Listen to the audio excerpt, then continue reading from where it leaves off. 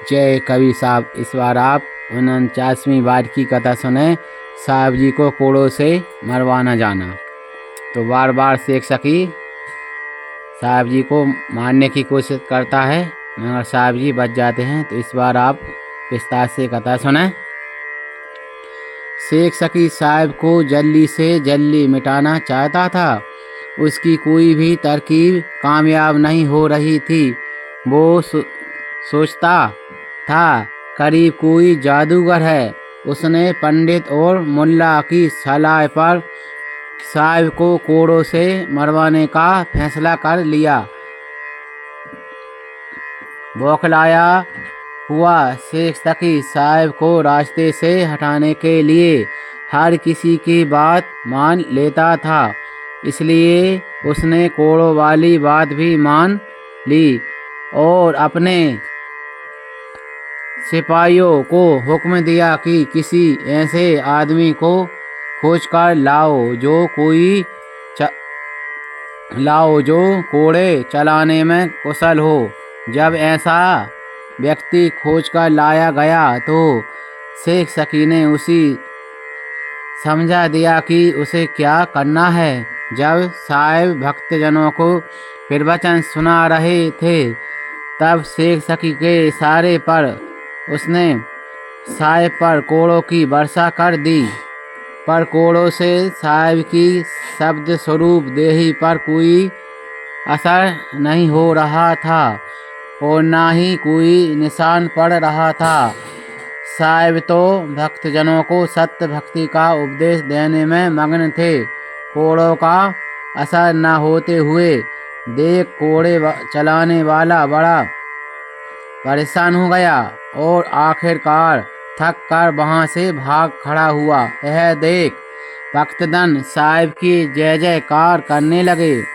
शेख सखी और उसके सभी साथी लज्जित होकर वहां खड़े होकर साहब की ओर देखते रह गए।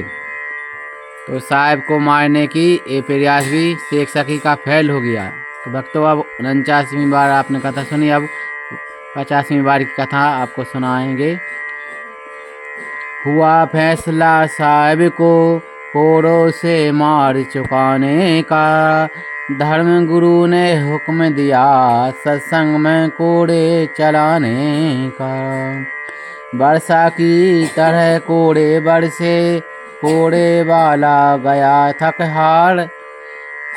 सबका सिर नीवा हुआ, साहब की सुन जय जयकार। जय कबीर साहब। जय कबीर। इस बार आप 50वीं दान कथा सुने। साहब जी को तेल के कोल्हू में डलवाया। शेख सखी द्वारा बार बार साहब की कश्ती लेने बादशाह बहुत दुखी था, क्योंकि बादशाह सिकंदर साहब को स्वयं खुदा मानता था। बादशाह की साहब के प्रति श्रद्धा को देख धर्मगुरु शेख सखी ईर्ष्या में इतना जल रहा था कि उसे साहब को मारने के सिवाय और कुछ सोचता ही नहीं था।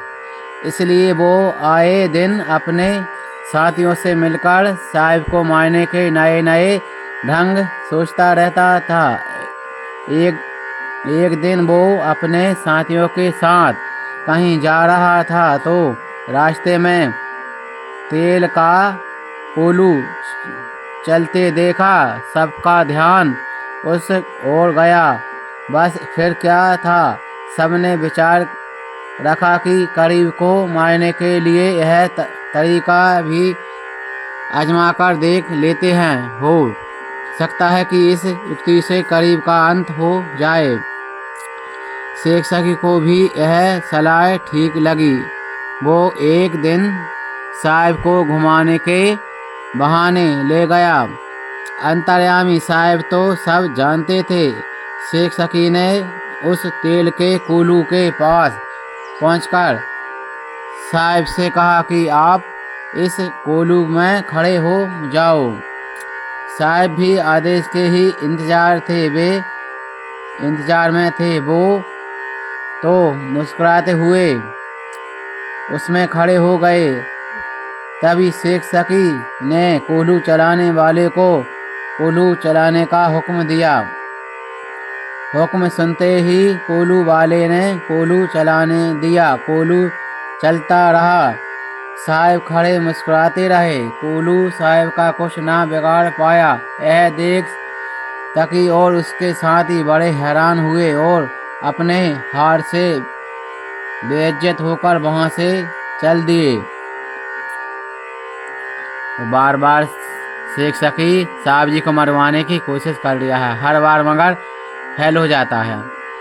कोल्हू में साहब को पीड़ो सबने मिल विचार बनाया।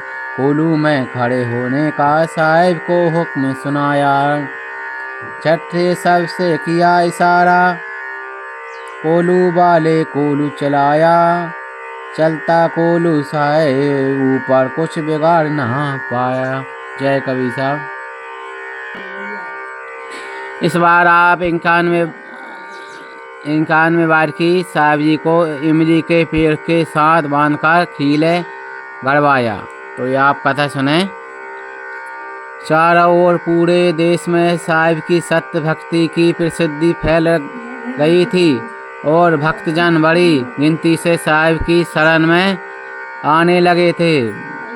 दूसरी ओर धर्मगुरु और उनके साथी बार बार अपनी हार के साय परेशान हो रहे थे। इतने में किसी ने सलाह दी कि करीब को इमली के पेड़ के साथ बांध देते हैं।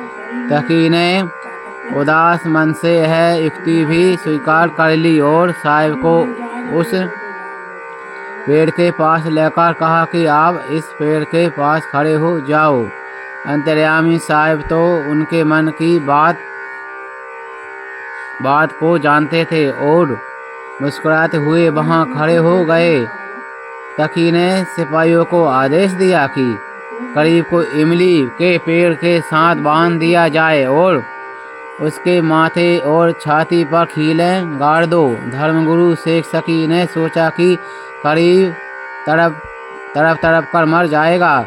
तकी के आदेश का पालन करते हुए सिपाहियों ने ऐसा ही किया। वे हथौलों से साहब के माथे और छाती पर खीलें गाड़ते लगे,